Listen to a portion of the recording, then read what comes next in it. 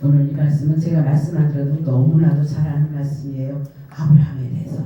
근데 그 말씀 들어가기 전에 미국에 나다니엘 호든이라는 사람이 있는데 그 사람이 쓴 책 제목이 큰 바위 얼굴이라는 책이 있습니다.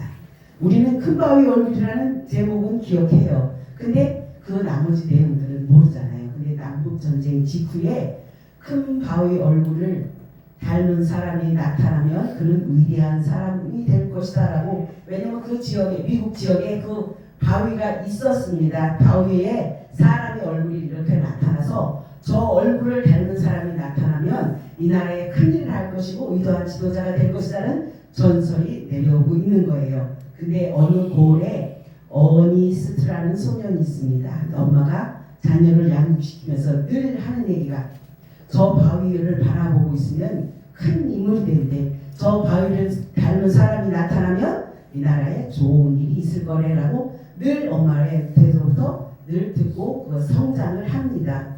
근데 아무리 세월이 지나도 그 바위를 닮은 사람이 없는 거예요.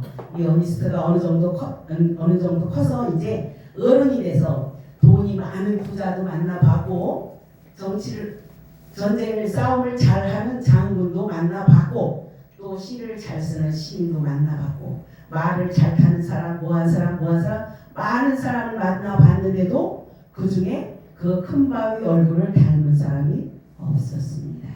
그런데 그런 과정이 지나가는 가운데 누가 큰 바위 얼굴을 닮았어요? 그 어니스트라는 소년이 점점 자라면서 큰 바위 얼굴과 비슷한 모양으로 자랐다라고 기록되는 내용이 있습니다. 그렇기 때문에 자기 자신도 모르는 사이에 얼굴이 그 사람을 닮아가는 것처럼 우리 태교할 때 그러잖아요. 이쁜 사진 걸어놓고 멋있는 타렌트걸 사진 붙여놓고 옛날에 이런 얘기가 있었습니다. 태교를 하려면 잘생긴 사람을 봐야 되고 이게 잘생긴 사람을 사진을 들고 다니면서 보든가 벽에 더 붙여놓고 보든가. 근데 어떤 신혼이 이 새댁이 옆집 신랑이 너무 잘생긴 거예요. 그래서 누구를 봤어요? 옆집 신랑 사진을 가지고 날마다 그것만 들여다봤어요. 애가 낳는데 누구 닮았어요? 옆집 신랑 닮았습니다. 어떻게 될까요? 어떻게 될까요? 유조장사까지 하고 난리가 났었답니다. 저도 손주가 하나가 있긴 하지만 이쁜 거 생각하고 이쁜 거 보고 과일도 이쁜 거 보고 이쁜 모양만 보고 그림도 또 사람도 잘생긴 사람만 보고 그러라고 태교를 했었습니다. 근데 이 어니스트라는 사람도 엄마가 그런 사람이 나타나면 위대한 지도자가 될 것이라는 그 말을 듣고 자라면서 자신이 그 인물이 될 것이라고 생각지도 않고 그 인물이 올 것을 바라보고 있었습니다. 이 얘기를 왜 하냐? 오늘 오늘 본문 주인공이 모범을 보인 믿음의 사람입니다. 그럼 아브라함에 대해서 얘기하는 거예요. 어저께 아브라함에 대해서 제가 어저께 추도 예배를 드리면서 창세기 22장을 가지고 성경 구절을 1절에서 2절 읽고 16절에서 19절까지 읽었습니다. 그리고서 이제 우리 동생들한테 이거 아브라함 하면 생각나는 게 뭐가 있니? 하고 물었더니 우리 동생이 하는 말, 그 본문 이삭을 바치라는 내용이잖아요. 그거를 얘기를 하는 거예요. 그래서 다른 건 생각나는 게 하나도 없대요. 초등학교 때, 국민학교 때까지, 고등학교 때까지만 신앙생활을 하고 신앙생활을 안 하니까 그 유명한 아브라함도 모르는 거예요. 요즘 3살짜리도 아브라함 설명을 하면 잘하는데. 그래서 내가 뭘 했어요? 예전에 우리 애들 어렸을 때 유행했던 동요가 동서가 하나 있습니다. 뭐가 있었냐? 믿음의 조상 아브라함은 7명의 아들이 있었는데요. 내가 믿음의 조상하고 딱 하니까 우리 동생들이 그 부분을 따라오더라고요. 야, 성경의 인물을 그렇게 몰라서 어떡하냐. 그러면서 이제 제가 아브라함에 대해서 창세기 12장에서 갈 바를 알지 못하고 떠나는 아브라함에 대해서 또 22장에 이삭을 바치라는 말에 순종했던 아브라함에 대해서 오늘 말씀이 그거기 때문에 이렇게 된 거예요. 오늘 말씀은 성경 4장 16절에서 18절 말씀에 보면 아브라함이 신앙이 기록되어 있습니다. 아브라함은 무조건 복종하는 믿음을 가졌다라고 성경을 기록합니다. 창세기 12장 1절 이하에 보면 하나님께서 너는 내 친척 본토 아버지를 떠나라고 얘기를 했을 때 저는 11장 8절에 갈 바를 알지 못하고 장래 기업으로 받을 땅을 향해서 나갔다라고 기록하고 있습니다. 저와 여러분들 지금 있는 거 다 내려놓고 가나안을 향해 가라라고는 뒤에 안 돌아다보고 아브라함처럼 아멘 하고 순종하고 갈 사람들이 몇이나 될까요? 죄송하지만 아이고 자식 새끼도 걸리고 손주 새끼도 걸리고 그거만 걸려요? 아이고 저 우리 집을 어떡해요? 내가 없으면 우리 집 꼬라지는 어떡해요? 그게 내 모습이에요. 나사람 얘기하는 게 아니에요. 내 모습이 그렇다는 얘기죠. 어떻게 제가 그걸 설명하면서 그랬어요. 야, 나 같으면 못 가. 이사를 바치라고? 나는 하나님 앞에 대비고 따지고 때까지 쓰고 막 그랬을 거야. 어떻게 설교하면서 제가 그랬어요. 그런데 아브라함은 의심치도 않고 무조건 순종함을 하더래요. 창세기 12장 4절에 보니까 아브라함이 주저없이 나갔다라고 안착할 장소를 정해주지 않았음에도 불구하고 저는 처없이 하나님이 원하시는 땅으로 갔다라고 무조건 복종하는 믿음을 쏟지했다라고 성경은 기록합니다. 또한 후사를 주시겠다는 하나님의 말씀을 의심하지 않고 아멘으로 순종하면서 받아들였잖아요. 그때 당시 백세는 지금은 청춘이라고 얘기를 하잖아요. 그런데 성경에 보면 사라나 아브라함이나 태 열매가 태가 다 닫혀서 생산이 불가능한 상태에서 후사를 주시겠다라고 약속했을 때 아브라함은 아멘으로 순종했고 사라는 뒤에서 웃었다라고 성경은 기록하고 있습니다. 우리는 사라의 믿음을 보자는 게 아니라 아브라함의 믿음을 보는 거예요. 백세의 이삭을 얻었습니다. 민수기 23장 19절에 보면 하나님은 사람이 아니시니 거짓말을 하지 않으시고 인생이 아니시니 후회가 없으시도다. 어찌 그 말씀하신 바를 행하지 않으시며 하신 말씀을 실행하지 않으시리라. 아멘. 이 말씀이 저와 여러분들에게 모두가 됐으면 좋겠습니다. 우리는 하나님을 믿는다라고 얘기를 하면서 불신종할 때도 많습니다. 그러면서 또한 세 번째는 놀라운 소망을 가진 즉 부활의 소망을 아브라함은 이때부터 가졌다라고 사도 바울은 기록합니다. 히브리서 4장 17절에 그의 믿은 바 하나님은 죽은 자를 살리시며 없는 것을 있는 것 같이 부르시는 이심이라 해놓고 11장 9절에 저가 하나님이 능히 죽은 자 가운데서 다시 살리실 줄로 생각한지라. 이 말씀은 창세기 22장에 있는 아브라함을 번제로 드렸을 때. 그러면서 내가 어제 번제를 설명하면서 애들한테 번제가 그냥 제사로 드려지는 것이 아니라 다 뼈 마디마디 힘줄 다 꺼서 각을 떠서 드리는 거라고 그랬더니 아주 친구들이 눈이 동그래져서 난리가 났어요. 그러면서 이제 제가 뭐라고 설명했냐면 나는 예수 믿는 목적은 딱 하나야. 애들이 천국이라고 하면 안 믿는 사람들이 교회를 한 번도 안 가본 사람들은 천국이라고 하면 의미가 없어요. 그래서 내가 뭐라고 얘기해요? 나 예수 믿는 목적은 딱 한 가지. 우리 엄마 다시 보고 싶어서. 천국에 계신 우리 엄마 다시 보고 싶어서. 그러고 이제 한참 설명을 하니까 우리 제부가 뭐라고 얘기를 하냐면 저형 그거 가슴에 하나도 안 와닿아요. 그러고 얘기를 하더라고요. 그게 정상이야. 와닿으면 잘못된 거야. 왜? 교회를 한 번도 안 가고 말씀도 안 들어봤는데 그 앞에 회개하고 예수를 나의 구주로 영접해야 우리 가운데서 성령님이 역사하시고 하나님이 역사하시고 저 안 믿는 자들에게도 영접 기도를 시키는 이유가 그거잖아요. 영접 기도를 해야 그 고백을 통해서 하나님을 그 안에서 역사하시고 활동하시기 때문에 영접 기도를 시키는 거란 말이에요. 근데 그러고 생각하니까 내가 얘를 영접 기도를 안 시켰구나 생각이 나는 거예요. 그래서 이제 어제는 이제 어른들도 다 계시니까 좀 복잡해질 것 같아서 이제 다 오늘 일어났습니다. 영접 기도를 안 시켜놨구나. 그게 생각이 났어요. 전혀 마음에 와닿지도 않고요. 전혀 저는 남의 나라 얘기고 딴 얘기고 그게 정상이지. 예수를 알지 못하는데 아브라함을 어떻게 알겠어요? 그러니 아브라함이 자식을 죽인다고 그러들 하나님 앞에 드린다고 그러들 그거는 저들은 생각하기에 소설 속에 하나, 이야기 뿌리 속에 하나. 그 입술에서 예수를 나는 죄인이고 예수를 나의 구주로 영접하지 않으면 하나님은 저들을 만나주시지 않잖아요. 그래서 내가 무지했구나.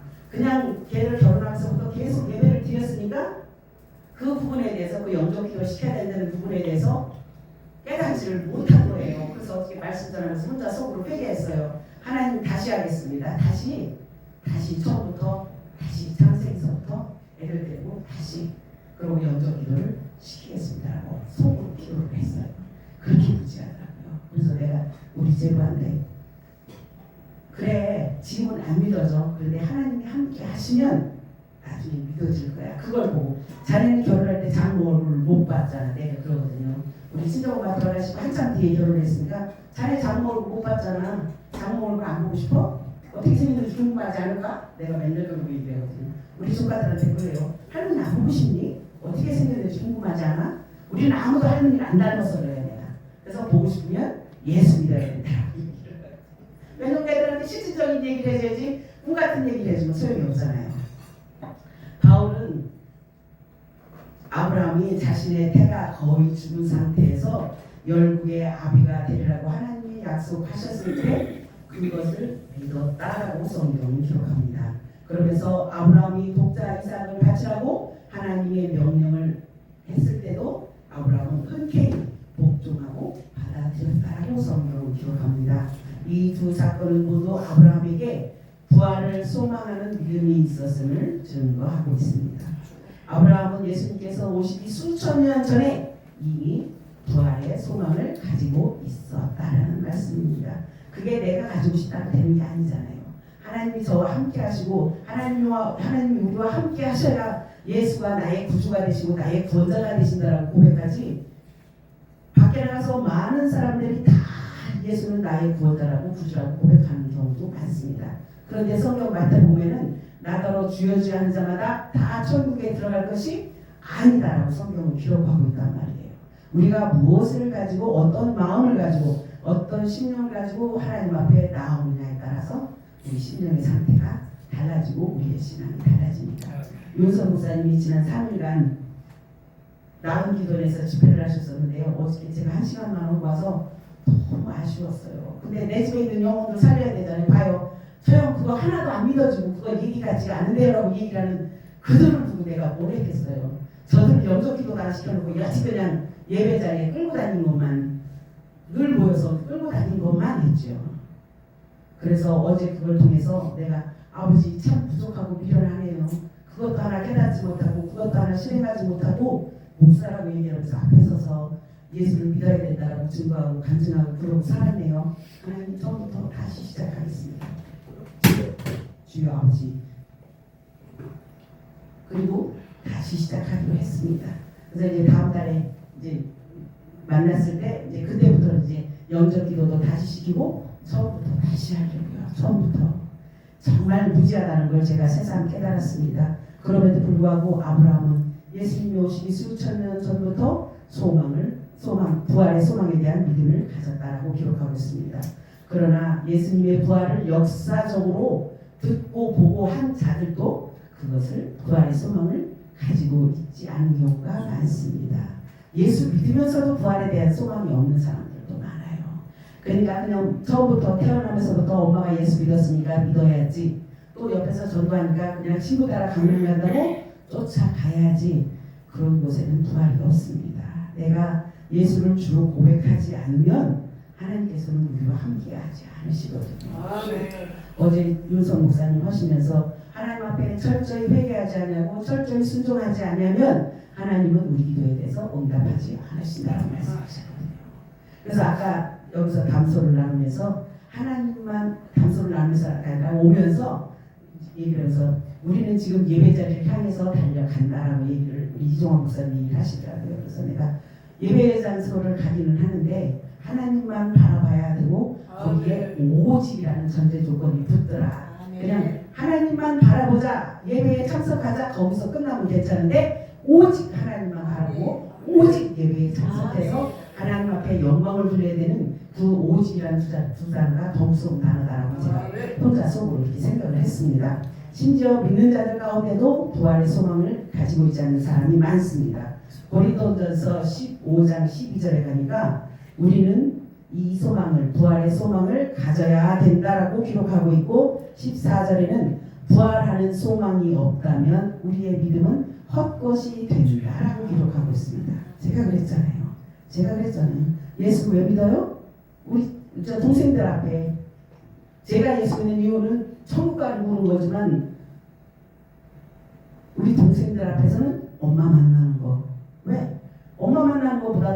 어디 있어요? 우리 힘들 때 누가 생각나요? 엄마 생각나요. 힘들고 어려울 때마다 엄마 생각나요. 그런데 죄송한 얘기지만 엄마가 계실 때 그걸 잘 몰랐거든요. 우리 친정엄마가 88년도에 돌아가셔서 지금 오래됐어요. 제가 젊어서 돌아가셨어요. 그래가지고 우리 친정엄마는 50도 못 사시고 소천하셨어요. 그렇다 보니까 너무 나도 나이 많지 않은 나이에 막내 여동생이 그때 중학생이었어요. 그래서 그 동생은 아버지랑 둘이 사는데 늘 아버지가 신경 쓰이고 동생이 신경 쓰이고 내 새끼 돌리고만 요만 5살, 3살 아니 6살, 5살, 3살인데 그 애들도 신경 쓰기 바쁜데 동생까지를 좀 어려우니까 많이 신경을 쓰면서 살았어요. 가서 몸으로 가서 태우고 보하고 그러지는 못하지만 늘 기도하면서 그 동생을 놓고 기도를 많이 했어요. 그러니 그 학생은 엄마라고 얘기하면 그 학생 때 엄마라고 얘기하면 우리 동생은 지금도 엄마 얘기하면 눈이 그렁그렁 해요. 네. 중학교 2학년 때 돌아가셨으니까 사실은 그때 엄마 손길이 가장 필요할 때예요. 어린이에서 성년으로 가는 과정 가운데 모든 일들이 다 이렇게 주어지는 가운데 가장 엄마의 손길이 필요할 때 우리 친정엄마가 안 계셨거든요. 근데 또 하나 중요한 건 어제 우리 친정엄마 제삿날이라고 했잖아요. 오늘이 그 막내 동생 생일이에요. 우리 동생 생일날 돌아가셨어요. 참 그러니 말은 안 해도 그 속이 오죽했겠어요. 생일상 차려보고 그날 낮에 돌아가셨으니 제가 시골에서 왜 이런 거지? 제가 시골에서 우리 남편하고 우리 친정으로 오는데 애들 엄마가 이제 많이 편찮으셨어요. 애들을 다 시어머니한테 맡겨놓고 제가 애들이 셋인데 그 6살, 4살, 3살, 6살, 5살, 3살 보고 그 세 아이를 시어머니한테 맡겨놓고 왜? 오늘 아침에 갔다 저녁에 올 거니까 맡겨놓고 친정에 올라온다고 남편은 왔어요. 청량리역에 딱 내렸는데 걸음이 안 걸어져요. 청량리역에 딱 내렸는데 걸음이 안 걸어져. 아 왜지? 왜 그런가? 미치간 형만 당신 피곤해? 그래서 아니 그건 안 돼. 근데 왜 못 걷냐? 그러는데 몰라 걸음이 안 걸어져. 그때는 핸드폰 없었잖아요. 그러고 친정에 딱 왔는데 친정 앞에 뭐가 있어요? 등이 걸려 있어요. 돌아가실 거예요. 야 답이 없어요. 답이 없어요. 제가 말씀드렸잖아요. 우리 여동생 중학교 2학년이었다. 제가 맞이라서 그날 당일치료로 올라왔다가 주저앉았어요. 그래서 장례 준비하고 다 하고 장사까지 다 치르고 그러고 내려갔습니다. 정말 돌아가신 전에 한 번 더 봐야지 올라왔는데 이미 소천하셨더라고요. 그러니까 우리 올라오는 중에 시골에다가 전화를 했는데 핸드폰이 없으니까 시골에다 전화를 했는데 애들이 할머니 집에 가 있으니 전화를 안 받죠. 우리 집에는 집이 비었으니까. 그래도 그날은 꼭 가고 싶은 마음이 꼭 가야 된다는 마음이 있어서 거짓말 조금 못해서 우리 신랑 멱살을 끌고 갔거든요. 내가 우리 신랑 멱살 낚시 가야 된다는 걸 신랑 멱살을 끌고 갔어요. 아 진짜 그렇게 낚시 갔으면 그것도 자식 노릇도 못하고 얼마나 힘들었겠어요. 그래서 어머니 인종 보지도 못하고 그렇게. 그래서 내가 하는 말 부활의 소망이 정말 어머니를 그렇게 허망하게 보내고 병석에서 한 6, 7년 계셨어요. 병석에서 그렇게 계시는 동안 그 소망이 천국에 대한 소망이 부활에 대한 소망이 없었다면 엄마도 나도 그때는 저는 교회 안 다닐 때거든요. 교회 안 다닐 때라서 그래도 어렸을 때 신앙생활을 했으니까 우리 친정엄마가 늘 교회 다녀라 예수 믿어야 된다라고 늘 얘기를 하셨는데 그날 이제 엄마가 교회 목사님으로 소천하셨는데 다니던 교회 담임 목사님 모셔서 진례를 하셨어요. 그래놓고서는 장례를 진례하고 이제 제가 제가 그때는 지금은 장례식장이나 많죠. 그때는 집에서 다 했어요. 그러다 보니까 음식 해야 되죠. 손님 맞아야 되죠. 거짓말 조금 못하고 지금 코딱지만 하죠. 그러니 사람은 많고 복잡해서 어떻게 할 수가 없는데 목사님이 이관 예배를 드리시고 나서 부르시더라고요. 그러면서 엄마가 살아생전에 나한테 부탁한 게 있어라고 목사님이 얘기를 하셨어요. 그 목사님을 제가 아는 이유가 제가 중학교 때는 거기 교회를 나갔었거든요. 그랬더니 그러면서 할 얘기가 있다고 좀 보자고 해서 갔더니 옥수나 그러고 그러시더라고요. 예 그랬더니 엄마가 소원이 있대. 엄마 소원이요? 나는 그렇게 이제 막둥이 생각하고 있잖아요. 그게 너무 어리니까 막둥이 생각하고 있는데 뭔데요? 막둥이 아이 참 걱정이긴 해요. 내가 목사님한테 그랬더니 그게 아니야 그러는 거예요. 그래서 뭐 그랬더니 엄마가 너 예수 믿는 거 보고 죽었으면 원이 없겠다라고 얘기를 하셨다는 거예요. 이야 참 기가 막히죠. 그래서 우리 친정엄마가 88년도에 돌아가시고 제가 91년도 11월 3일부터 예수를 믿기 시작을 했습니다. 양성민 목사님은 당신이 주의 종 되게 해달라는 거 30년이 지나고 돌아가시고 나서 몇 년 후에 그랬다는데 저는 그래도 하나님이 급하셨나 봐요. 예수를 믿게 된 계기도 아는 친구가 시장을 가는데 예시장에 잠깐 참석했으면 좋겠다라고 얘기하는 거예요. 그래서 예시장 가? 그랬더니 교회야 그러는 거야. 교회로 또 무슨 상관 있어? 가. 그래서 둘이 나는 이제 여름이니까 아니 가을이니까 슬리퍼 신고 이러고 갔는데 그 친구는 들어가더니 아주 정장으로 쫙 빼고 화장까지 싹 하고 들어왔어요. 야 미쳤냐? 시장 가네. 내가 그랬더니 시장 가기 전에 오디를 잠깐 들린다고 예시장에 가자고 얘기하더라고요. 그래서 가. 하시는 말씀이 뻔하잖아요. 에베소 아니 갈라디아 왜 갑자기 그 남편들 아내 사랑하기를 예수를 사랑하는 것 같이 하고 아내들아 남편 복종하기를 그리스도께 복종하는 것처럼 하라고 그 말씀에 그 자리에서 녹았어요 제가. 그렇다고 주례하면서 설교를 깊게 한 것도 아니잖아요. 그 말씀 몇 마디 하면서 서로 존중하고 아껴주고 살라는 그 말에 제가 그 자리에서 녹았습니다. 그래서 토요일날 결혼식에 참석했는데 그날 그 자리에서 녹았어요. 그래서 그 다음날 제가 뭘 해요? 아침에 일어나서 샤워 싹 하고 화장을 싹 하니까 우리 애들이 놀라고 엄마 우리 가? 그러길래 엄마 저기 잠깐 갔다 올게. 교회 간다고 안 했어요. 저기 잠깐 갔다 올게. 엄마 우리도 가? 아니 니들은 아니야. 니들은 니네 교회 가. 우리 애들은 이제 교회를 다니니까 니들은 니네 교회 가. 엄마는 잠깐 볼 일 있어서 나갔다 올게. 그러고서 예수 믿기 시작해서 지금까지예요. 야, 그 말씀에 은혜 받을 수 있다는 거 제가 체험한 사람이에요. 그거 뻔히 아는 내용인데 별 내용 없어요. 우리 알다시피 가서 뻔한 거잖아요. 서로 아껴주고 사랑하고 존중하고 100년 해로가는 거. 근데 그 말에 제가 녹아져서 예수 믿고 지금 이 자리 목사까지요. 목사 될 건 상상도 아니고 꿈도 꿔본 적이 없습니다.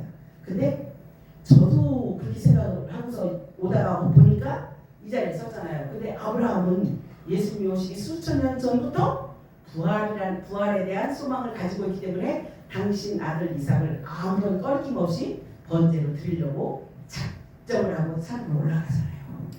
아브라함은 마치 중한 병에 걸려서 설 수도 없을 것처럼 어려운 가운데서도 저의 믿음은 약해지지 않았다라고 오늘 19절에 기록합니다.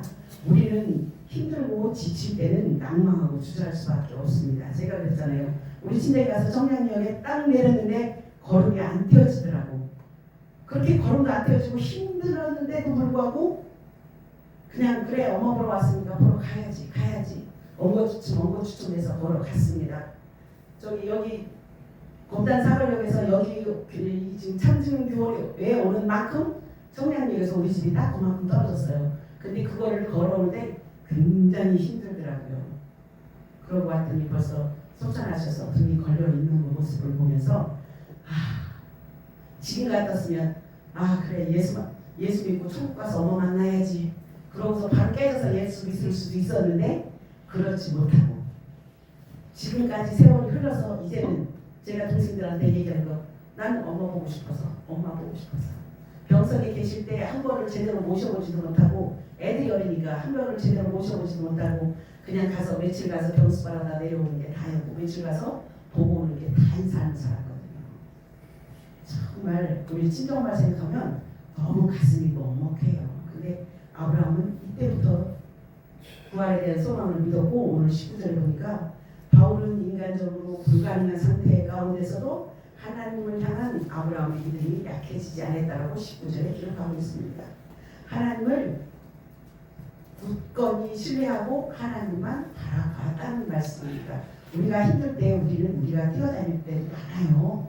그런데 아브라함은 그렇지 않았다고 성경은 기록합니다. 창세기 17장 4절에 하나님께서 아브라함에게 12개 아비가 될 것이다 라고 말씀하시고 18장 10절에 가서는 사라에게 아들이 있을 것이다 라는 말씀을 받았습니다. 아까 말씀드렸처럼 저가 나이 75세 때에 아무 능력이 없는 상태에서 그 약속을 받고 99세에 아들을 얻었다라고 성경은 기록합니다.